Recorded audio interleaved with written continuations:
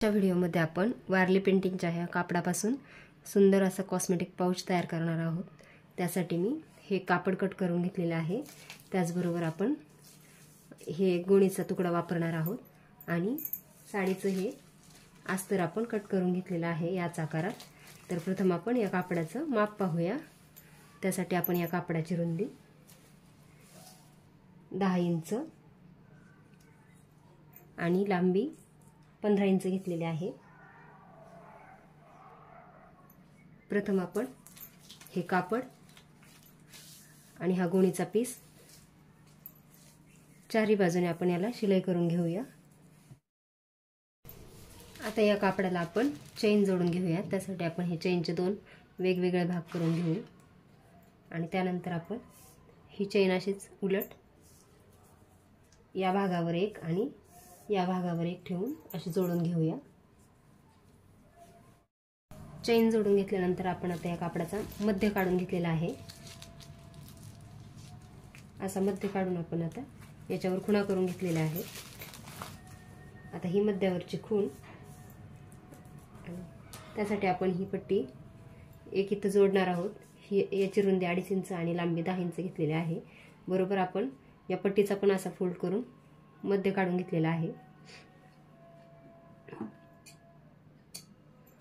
आणि आपण आता ही पट्टी अशीच मधोमध ठेवून या बाजूने पाव इंच फोल्ड करायची आणि या बाजूने पाव इंच फोल्ड करून आपण बरोबर इथे एक आणि इथे एक शिलाई घालून घेऊया। ही मधली पट्टी जोडून झाल्यानंतर आपण आता यावर हे अस्तर असंच ठेवूया आणि चेनच्या या बाजूने आणि या बाजूने शिलाई करून घेऊया। आता हे अस्तर जोडून घेतल्यानंतर आपण हे कापड असं सुलट करून या दोन्ही बाजूने आपण चेनवरती दाबटीप घालून घेऊया।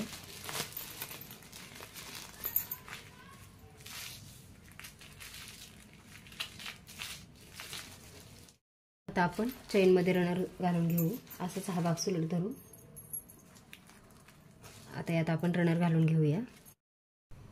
रनर घालून घेतल्यानंतर आता आपण ही जोडलेली पट्टी आहे ती आपली बरोबर 2 इंच रुंदीची तयार झालेली आहे। आता आपण हे दोन्ही भाग असे वेगळे वेगळे करून घेऊया पार्ट।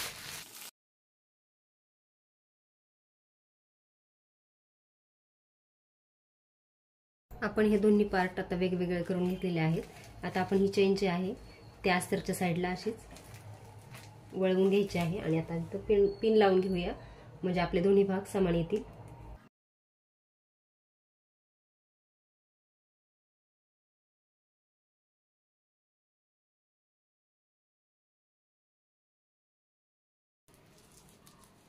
आणि आता आपण या भागावर कट करून घेऊया।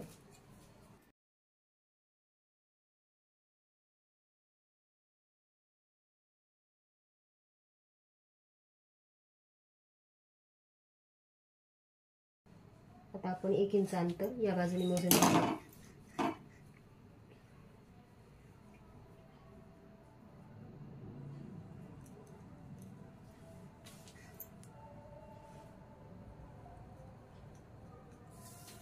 आता ही कट केलेली खूण अशी आतमध्ये फोल्ड करायची आणि 1 इंच वर केलेली खूण आपण बरोबर अशी खाली आली पाहिजे।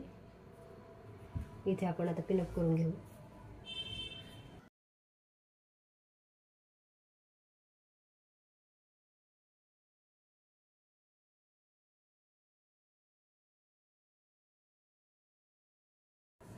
आता हा भाग पण आपण पट्टी जोडलेली आहे ती बरोबर अशी हे दोन्ही कोपरे सोबतच आले पाहिजे असे आपण फोल्ड करून पिनअप करून घेऊया।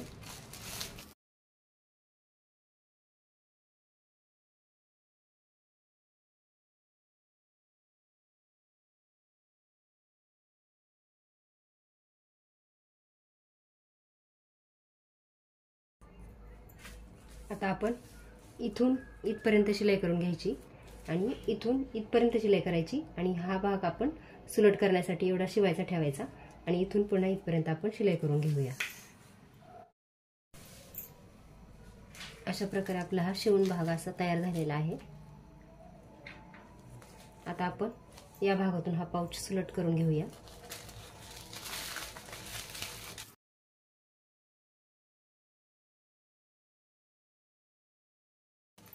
आपण आता हे अस्तर धरून याला थोडीशी शिलाई करून घेऊया।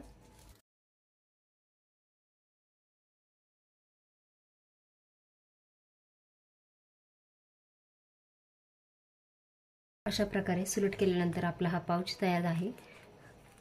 आपण हा बॉटम पण आता सुंदर तयार झालेला आहे। व्हिडिओ पाहिल्याबद्दल तुमचे खूप खूप धन्यवाद।